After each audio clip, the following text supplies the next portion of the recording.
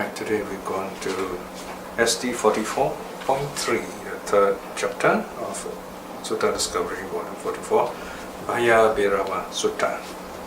The discourse on fear and terror. Bhaya is fear, Bhaya can also mean danger, Bherava is terror. Fear here probably we can take as a sense of a feeling, whereas Bherava is when it is expressed. That's one way we can look at it. Then this is from Majjhima 4, middle length teachings, number 4. And the theme here is overcoming fear during solitary practice, especially in the forest. Now, the translation is on page 51. Alright, so this sutta is the Buddha describes how, why rather, people have a lot of fear, especially when they go to quiet, lonely places in the forest, and also how to overcome this fear and terror when we go for a solitary retreat, for example. Yeah? Of course, the simpler way is to do lots of loving kindness. But here, the Buddha is teaching the monks how to live alone quietly in the forest.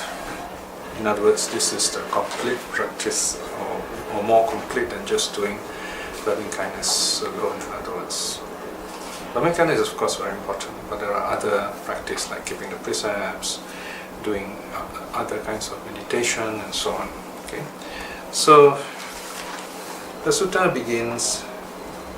Thus have I heard, at one time the Blessed One was staying in Anathapindika's monastery park in Jeta's forest near Savatthi. Then the Brahmin Janusoni approached the Blessed One and exchanged greetings with him. When this courteous and friendly exchange was concluded, he sat down at one side. Here again we met this well-known Brahmin, Janusoni. He often comes to see the Buddha, and he asks the Buddha a lot of questions.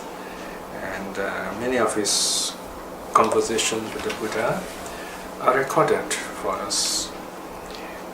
We don't know much about him except that there are a few details though given to us by the commentators. Apparently he is what is called a Nimittaka. Nimittaka is a sign reader, a kind of a fortune teller if you like. He's also a Brahmin, the king's Purohita. Purohita means kind of like a palace priest, palace chaplain if you like. And he likes the color white. He dresses in white, he has white horses, white chariot, and everything is adorned in white sandals and white parasols, and so on, everything is white. So he is quite a rich Brahmin also, who would go around the city like twice a day to check everything's alright. So he meets the Buddha, and this time he opens a conversation. He starts off the conversation. He tells the Buddha, Master Gotama, those sons of family who have gone forth from home into homelessness out of faith in the Master Gotama, do the people take Master Gotama as the first and foremost, in other words as their leader? Do they take Master Gotama as their benefactor? Do they take Master Gotama as their guide? Do the people follow Master Gotama's example? Right? So it's quite a kind of general question here. It's asking, do those follows the Buddha look up to him? And the Buddha of course replied, that is so Brahmin. And he repeats, he says, yes, they look up to me, it's an example. Then in the next part, the Brahmin tells the Buddha, he says, difficult indeed to endure, Master Gotama, are the wilds of the forests and jungles, the secluded lodgings. Difficult is solitude, uneasy is loneliness. A monk whose mind is without samadhi, I say, could lose his mind in the forest, right? So he's making a remark here. He says, wow, these forest monks, it's very difficult for them to meditate all alone in the forest. If they are not focused, they'll be very scared and might even go crazy. And this is where the Buddha agrees with him. The Buddha says, yes, you're right, and then everything's repeated. So here we find a teaching,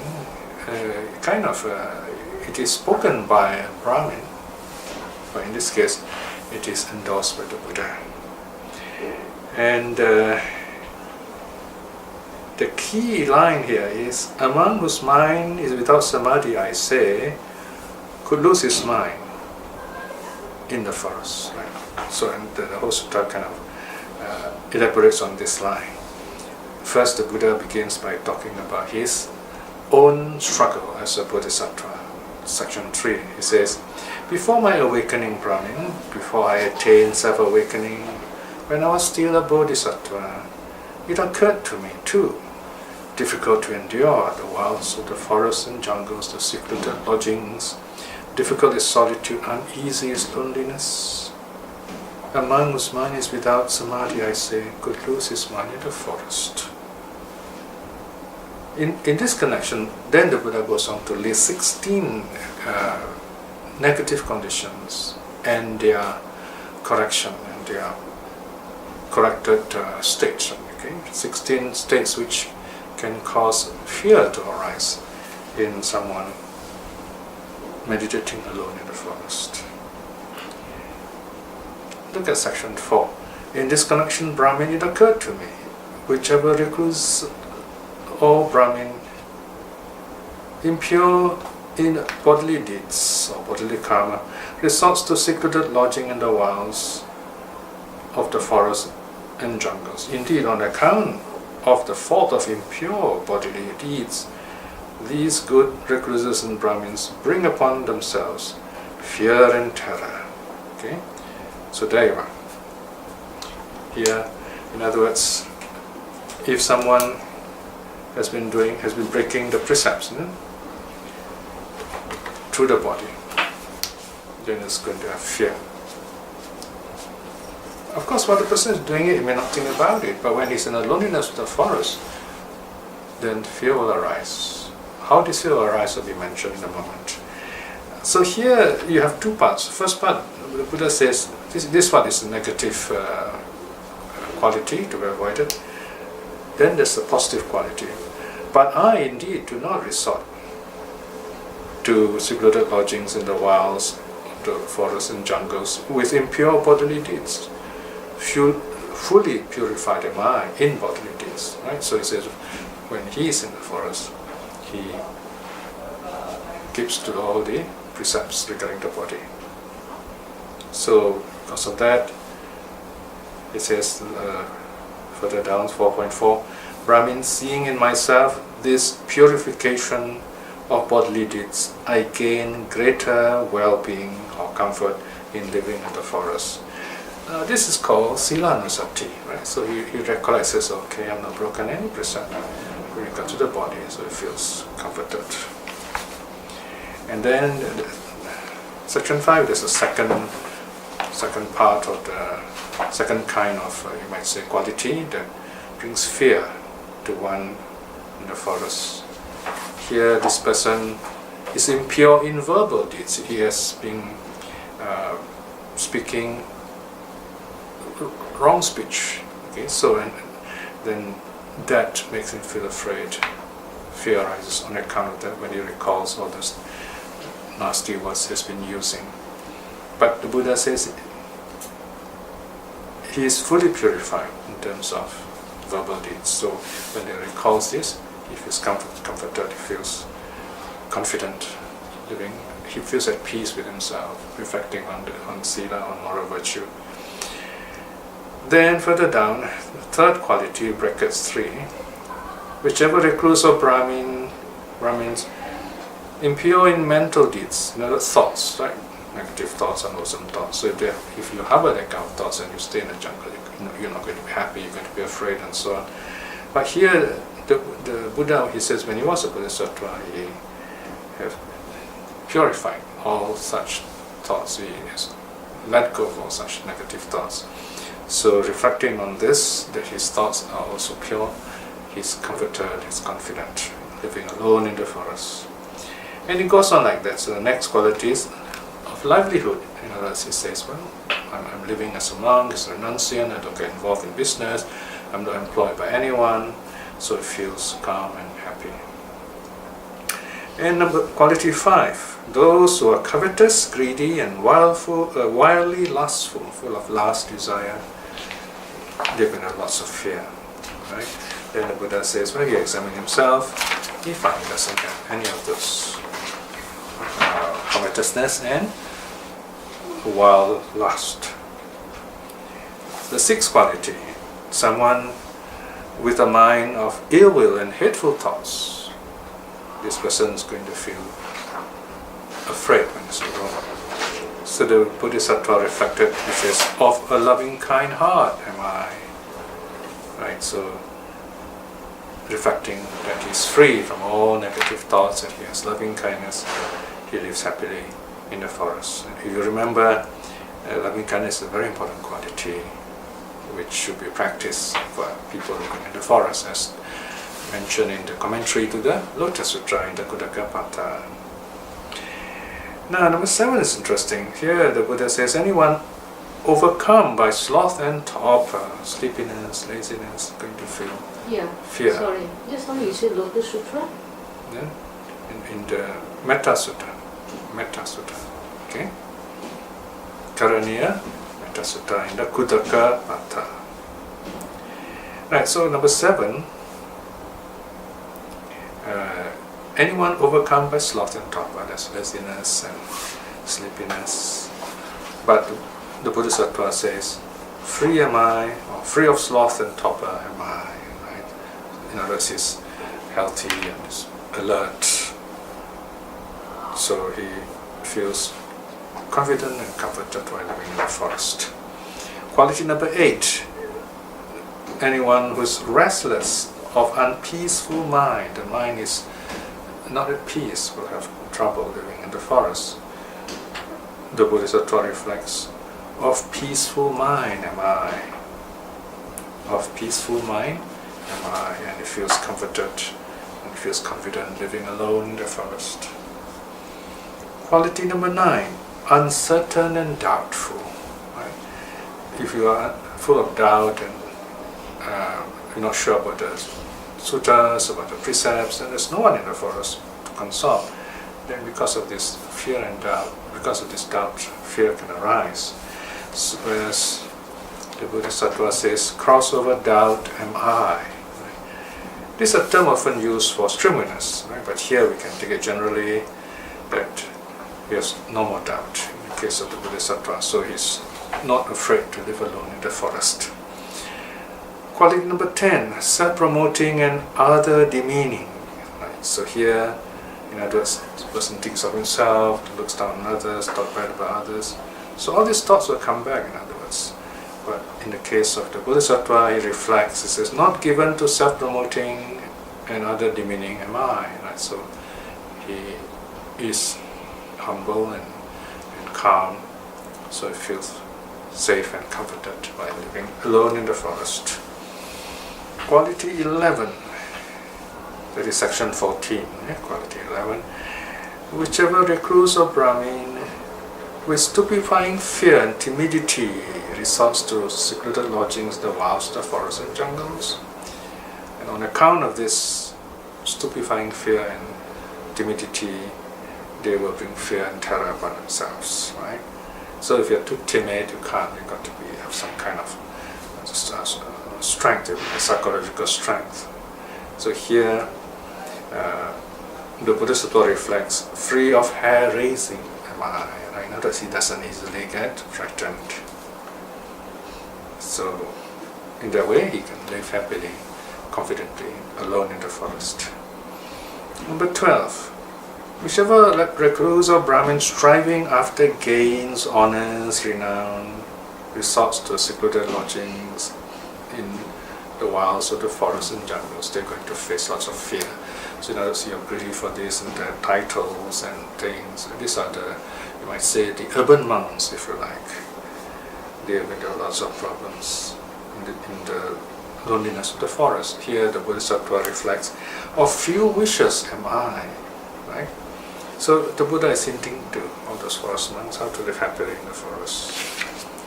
Then the next quality, number 13, Whichever Brahmin or recluse or Brahmin, lazy, low in effort, resorts to secluded lodgings in the wild sort of forest and jungle, on account of this being lazy and low in effort, not putting in enough effort, they're going to feel fear.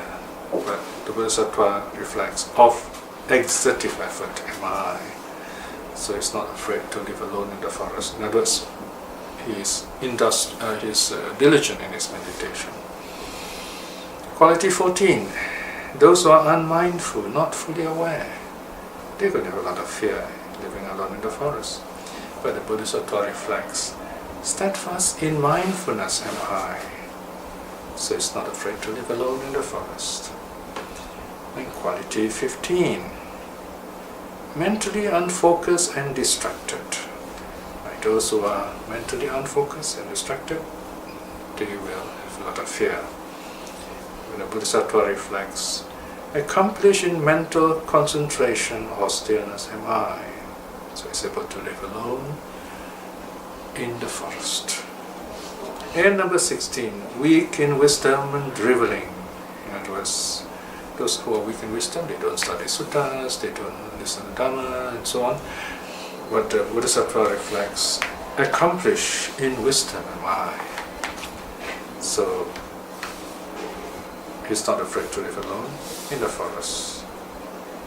Of course, as a Bodhisattva, he has studied under various teachers, learning all kinds of things. So it's just that it's not yet awakened. So those are the 16 negative qualities to be avoided. Now, what is interesting here, if you look at all the 16 qualities, they don't seem to have any special system. They're just kind of general negative qualities which should be avoided. Once you have this kind of rather random list, if you like, it's very likely the teaching is quite old, because it's not been systematized yet, if you like.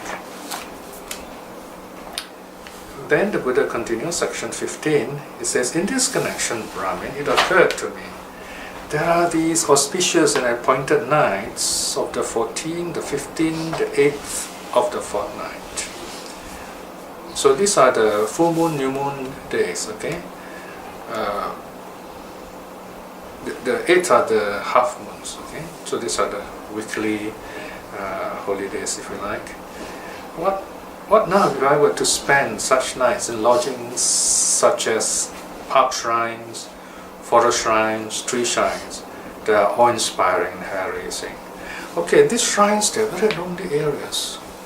They are what we locally call kramat, for example. This is the closest we have here. Kramat are very interesting interreligious shrines. It could be a Malay saint, Chinese god even, but it's kind of respected by all the local people. So here, the tree shrines are very, very peaceful. There's a big tree there, and people think the place is sacred, and they will come and make offerings there. So the monks will often stay there because that's where you can get offerings, right? But it's really quiet at night, and it can be quite a fearful place. So you have park shrines, forest shrines, tree shrines. These are remote shrines. So in due course, Brahmin, on those auspicious and appointed nights of the 14th, the 15th, the 8th of the fortnight, I spend such nights in lodgings such as those park shrines, forest shrines, and tree shrines that are awe-inspiring and hair-raising. Then he describes the causes of the fear. Some people may feel afraid. Why? And as I dwell there, Brahmin, a beast or a peacock, it could be a bird here, came along, breaking a branch or rustling through the thick of fallen leaves. In this connection, Brahmin, it occurred to me, surely this is that fear and terror coming, right? So, in other words, those who don't give their precepts well, are mentally not trained, and with lots of negative emotion, the mind is not focused. They're sitting in the dark in the forest, they hear a bit of sound, animals moving in the dark, birds moving in the dark, looking for food. Little branch crack, and the person in the forest feels afraid. Then the Bodhisattva this is what he does. He says, in this connection, Brahmin, it occurred to me, why do I dwell expecting nothing but fear and terror? Suppose that whatever kind of fear or terror comes, let me dispel that fear or terror just the way I am. Right? So he says, I'm not going to give up, just going to let go of that fear and terror. In other words, he refuses to be frightened by that feeling. And the same thing when he's walking, standing, sitting, or lying down. In other words, mentally he says, I'm going to let go of that fear. Now, it is not mentioned in detail how he does it here, but you can look at other suttas how this is done. We know very well today, for example, in meditation, we can simply just regard the fear as it is. It's impermanent, it's mind-made, and we're going to let go of this fear. Okay? So that's one way it is done. Another way is to use the method of displacement. In other words, we cultivate loving kindness. Then the Buddha continues with a sort of a new topic, section 21. He says, there are Brahmins, some recluses of Brahmin, who perceive night to be day and day to be night. Of these recluses and Brahmins, I say they live in delusion. But I, Brahmin, perceive night as night, day as day. Okay? Now, so here the Buddha seems to be adding a new topic. Actually, he's talking about if you go into the forest, you meditate, then you should be able to attain some level of calmness if you have your precepts well, you are mentally trained, and if you do your meditation well, then your mind won't be confused. I mean, if our minds are confused, then what we say will be all mixed up. We claim right to be wrong, wrong to be right. On a more complicated level, you find sometimes religious teachers, they talk strange things in which the audience couldn't understand. You often hear lots of this in some kinds of later Buddhism, where this teacher will talk about all kinds of strange, wonderful things, impossible things, and claim that these things actually happen because of the wonderful powers of the Mahayana Buddhas and the Bodhisattvas and so on. And the audience, not understanding all this, think that, wow, this must really be a great and wonderful thing. So that is one example where taking what is not true to be true, taking what's not real to be real. It is much better to talk about direct, simple truths of peace of mind, of what the Buddha did, and that's how we educate people. Because as Dhamma teachers, whatever we say, if people respect us, they will believe us. So if we say the wrong things, they will believe the wrong things, and that will confuse them for a long time to come. So as Dhamma teachers, we have to be very careful not to teach them fantastic teachings, things which are strange and wonderful, but of no purpose at all. So here the Buddha says, 21.2, now Brahmin, those who speak rightly were, if you were to say, a being of undiluted nature has arisen in the world, for the good of the many, for the joy of the many, out of compassion for the world, for the good and joy of gods and humans, would be right. Speaking of me, indeed, thus, a being of undiluted nature has arisen in the world, for the good of the many, for the joy of the many, of compassion for the world, for the good and joy of gods and humans. Right? So there you are, the Buddha is saying, Buddha's arise brings happiness to others.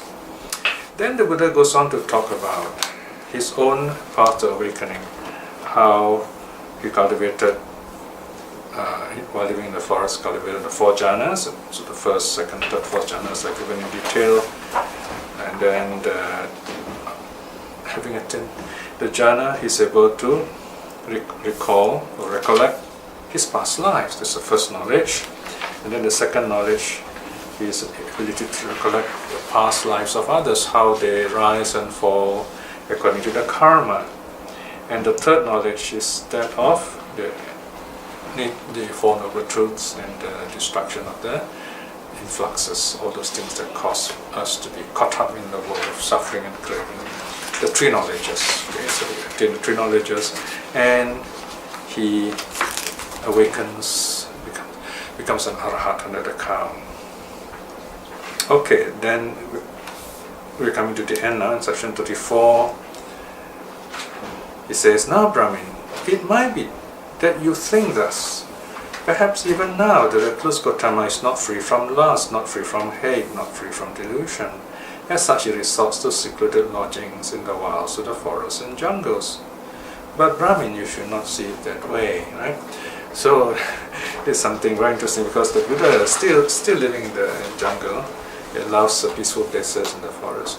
So he tells the Brahmin, you might think that, oh, because I'm still doing this, probably I'm still not enlightened yet, because only people who are enlightened, they stay in the forest to get enlightened, after that they can come out. Then the Buddha says something very important. In fact, this next part is so important, it forms a sutta by itself. 34.2, the Buddha says, "Seeing two reasons, Brahmin, I resort to secluded lodgings in the wilds, to the forests and jungles. That is to say, seeing for myself a pleasant abiding, here and now, and being compassionate to the generations after me." Okay, this short section forms a sutta by itself called Aranya Vanapata Sutta, A2.3.9, and this is found in the same volume in section 4.6, or more fully SD 44.3 brackets 4.6. It's a short sutta given there with the same words here. So here the Buddha says that he still resides in the forest, he still loves staying in the forest for two reasons. One is for himself, because he enjoys the peace there. Number two, for others, out of benefit, out of compassion for others, meaning to encourage the future generations, the monks, to go on practicing, living in the forest, in order to protect the forest Dharma. The forest Dharma is a very wonderful Dharma of simplicity, of true renunciation. If you go to the forest, you can first of all feel the fresh air, the naturalness, right? Without forest, our world will suffocate. We'll get all kinds of pollution, right? So when forest Dharma can also mean good environment. So forest Dharma means true teaching, forest Dharma means good sustainable environment, something to reflect on. So when the Buddha said that, Jonathan is very happy. He says, just as he is fully awakened, the fully awakened Arahat, this Master Gautama, is compassionate indeed towards later generations. Wonderful Bhante, wonderful Bhante. Just as if one were to place upright what had been overturned, or were to reveal what was hidden, or were to show the way to one who was lost, or were to hold up a lamp in the dark so that those with eyes could see forms. In the same way, the Blessed One has in numerous ways made the Dharma clear. I go to the Blessed One for refuge, and to the Dharma, and to the community of monks too. May the Blessed One remember me as a layman who has gone forth for refuge from this day forth for life. So this Janasoni actually, he has a special record of the, he's not recorded as an upasaka, but he has the most number of refuge goings, at least a dozen. So you find every sutta where he appears, he takes refuge. So here, one scholar made a remark, I think which is not correct. He says that because we see Janasoni, people like Janasoni taking refuge so many times, we cannot take such records as historical. I'm not sure what kind of logic is that. Let's take all these stories as they are. It shows that Janasoni is a person who is often taking refuge. You know, he's showing his faith to the Buddha and declaring that he's a follower of the Buddha. You know? It doesn't mean he's attained any level. He's just been taking refuge many times. This is called a kind of like a ritual going for refuge, a social going for refuge, if you like. Then there are those which are more committed, like someone, a after that becoming joining the order. Then you have another case where someone becomes a streamer taking refuge. So we have different levels of taking refuge, and these are all historical events. So the sutta ends here. Now let us go through the short reflection.